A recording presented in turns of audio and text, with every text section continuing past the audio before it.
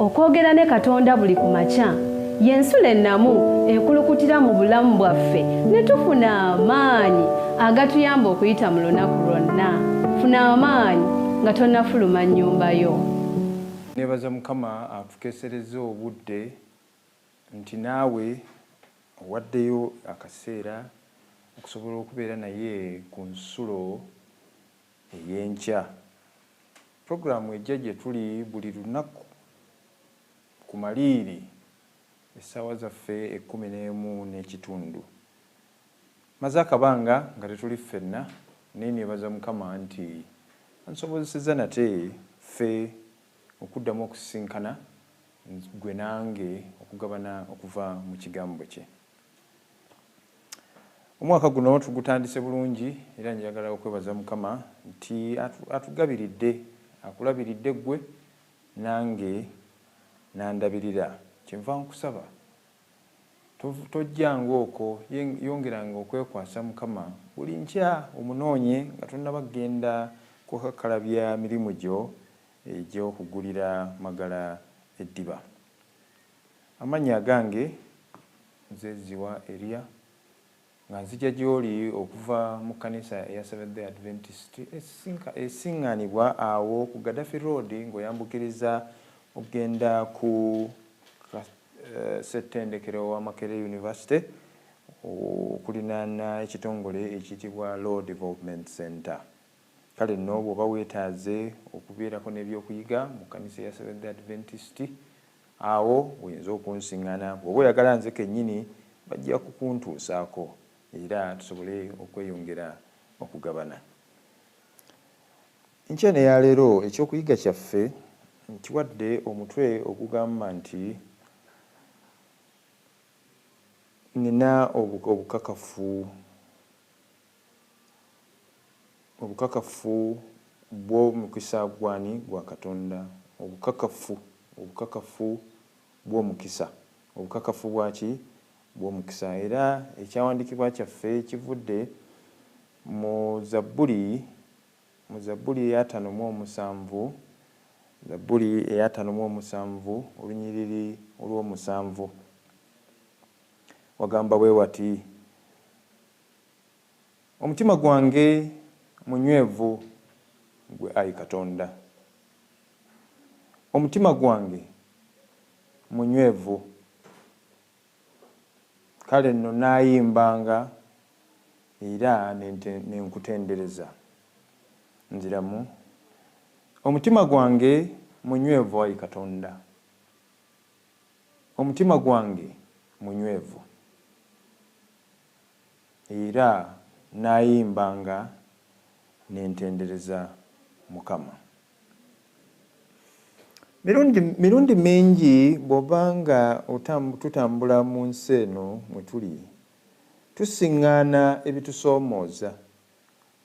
Emiziziko gye tulaba oluusi, emiziziko mu bulamu bwaffe ne tulaba nga minene ddala nga kijja tubeerera kizibu okugivvuunuka.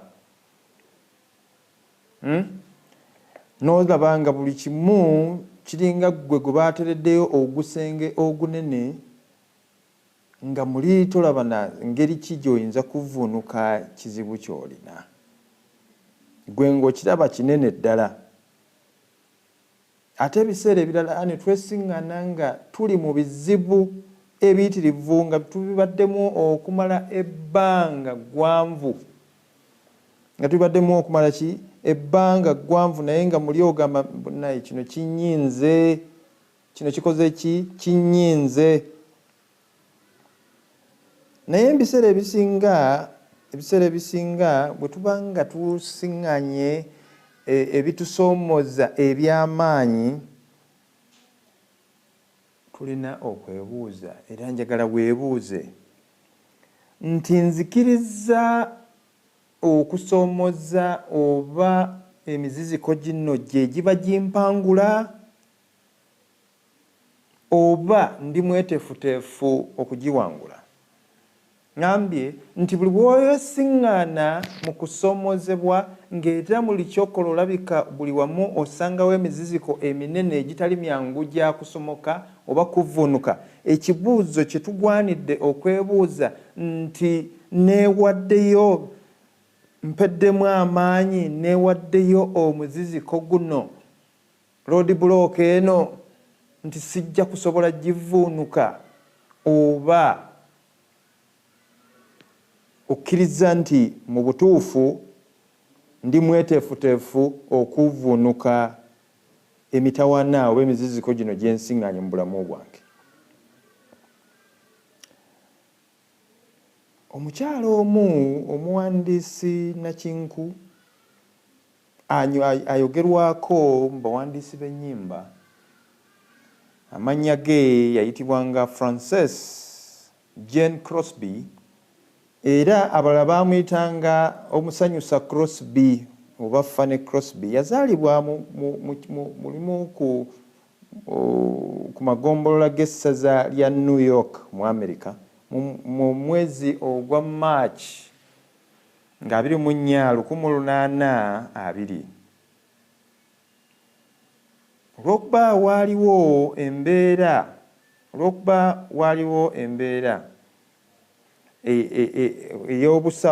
abasawo balina ensobi gye baakola, baali bamujjanjaba, yeesiŋŋaana ng'afuuse muzibe.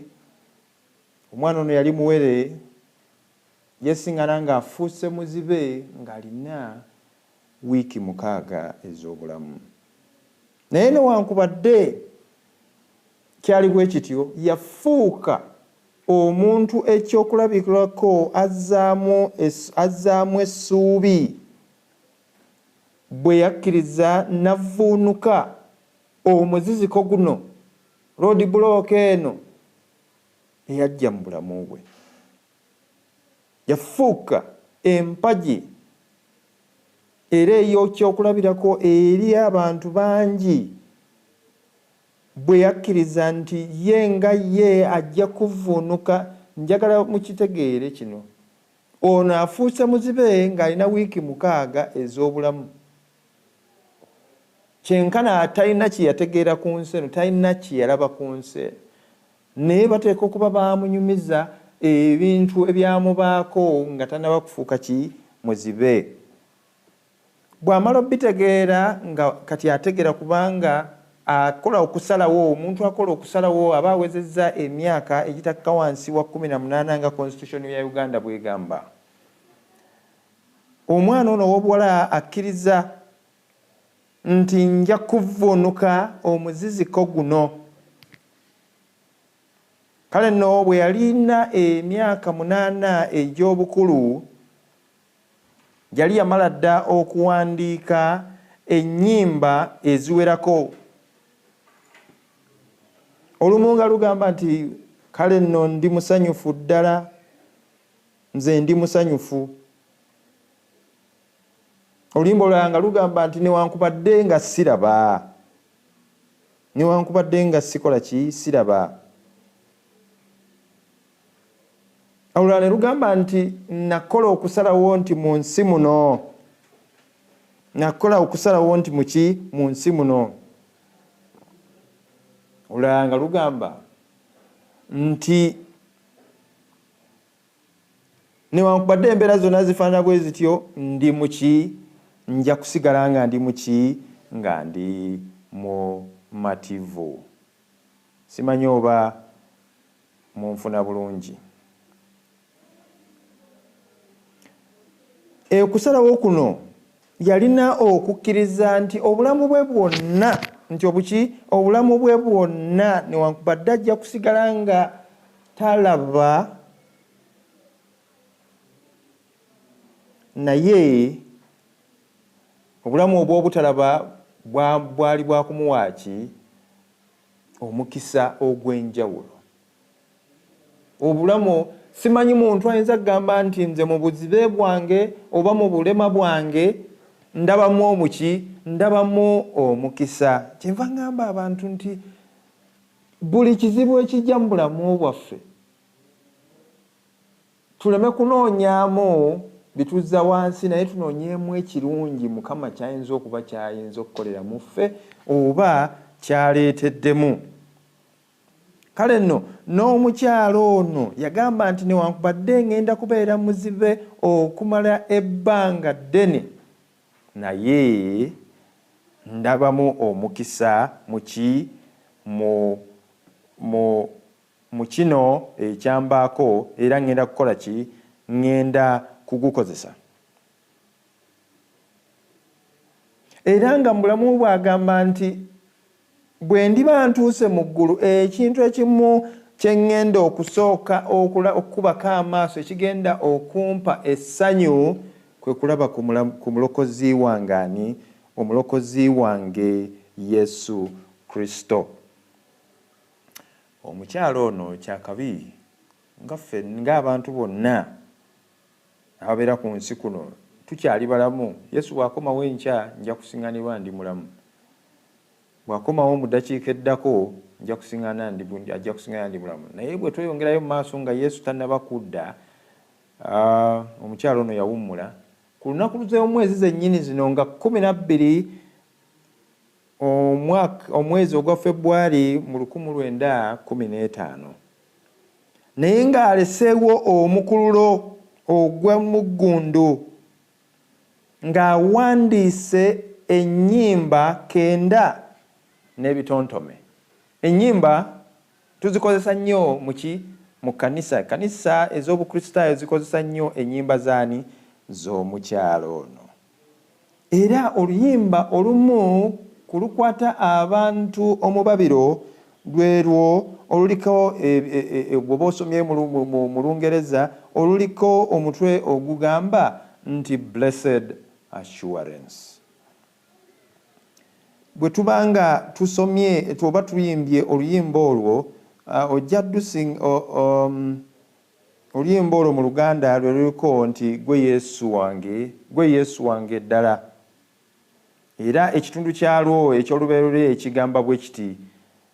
Oluusi abantu mulowooza nti twogera bwogezi, naye olw'olumu katuyimbeko tutendereze Mukama. Lugamba nti gwe Yesu oli wange ddala. Kale katuyimbe nga naawe bw'okola ki? Bw'onyambako. Gwe Yesu oli wange ddala, oyo yekka kye kitiibwa kyaffe, ffe abantu be yagula, beyanaza n'omusaayi gwe. Nze namuyimbiranga Yesu, ngamutendereza bulijjo. Nze namuyimbiranga Yesu, ngamutendereza bulijjo. Njagala weefumitirize omuntu awandiika oluyimba luno olunyumira abantu okwetolola ensi yali muzibe w'amaaso. Yali muki? Yali muzibe w'amaaso. Naye ng'akkiriza nti Yesu yewuwe yekka, yewuwe ddala. Abalala bonna tayagala kumanya nti Yesu yewuwe yekka. Era kyekiki? Kyekitiibwa kye. Akkiriza nti Yesu yamukola ki? Yamugula n'omuwendo. Mirundi mingi bwe twesiŋŋana nga tuli mu bizibu, tufunye ebizibu ga nti nze Katonda yanneerabira, buli kizibu ekijja kigwa ku nze. Kwegamba n'obeeraawo nga gwe tolina kalungi koyinza kwogera n'abakulinaana ne batandika okukwewala kubanga gwe ovaako mu Lungereza kye tuyita negative energy, ebikuvaako byonna bimala ku mazimaanyi. Tolabanga muntu golowooza nti omusaasira ate nga yakukola ki? Yakuwa essuubi. Kinavudde mbuuza ekibuuzo nti buli muziziko n'okusomoza okujja mu bulamu obwo ogamba nti nze bannange kino kinyinze sijja kusobola, oba ogamba nti nja kuzuula ekinasobola okumpisa mu muziziko guno? Ntera okugamba abantu nti omuntu atalina ssuubi kisingako akole ki? Afe. Kubanga ekitubeeza abalamu nkwe kubeera n'essuubi nti enkya waliwo olunaku olulungi olukira ku luno lwe tuyitamu. Omukyalo ono yakola kinene nnyo okwongera okunyweza ebyobulamu obwo obw'omwoyo. Era teyakoma ku ekyo, n'obulamu obw'omwoyo yabuwa essuubi obw'abantu abakola ki? Abantu abalala. Buli muntu okwetoolola ensi eno buli lwayimba oluyimba olwo n'alumalayo, tetujja kusobola ddumalayo. Buli bw'oyimba oluyimba olwo njagala okuwa essuubi nti buli lw'oyimba jjukira ebirala byonna nga biganye, jjukira nti oli wa muwendo eri ani? Oli wa muwendo eri Mukama Katonda. Oli wa muwendo eri Mukama Katonda. Kale nno buli kyoyogera kibe nga kizimba era nga kiwa essuubi ababalala abakulinaanye. Wali obaddeko mu mbeera ng'ogenze okukyalira omulwadde, nga golaba omulwadde teriyo kalungi kagenda kuvaayo, naye ng'ebigambo ebiva mu mulwadde ate azzaamu ggwe essuubi. Tabanga kiba kya nsonyi nnyo gwe oweddemu amaanyi omulamu, naye oli gw'ozze okulaba mu ddwaliro yaga nti tofaayo, ngenda kubeera bulungi, tunyweze essuubi lyaffe. Naye gwe alina obulamu atali mu ddwaliro ate nga gwe omalamu abalala ki? Amaanyi.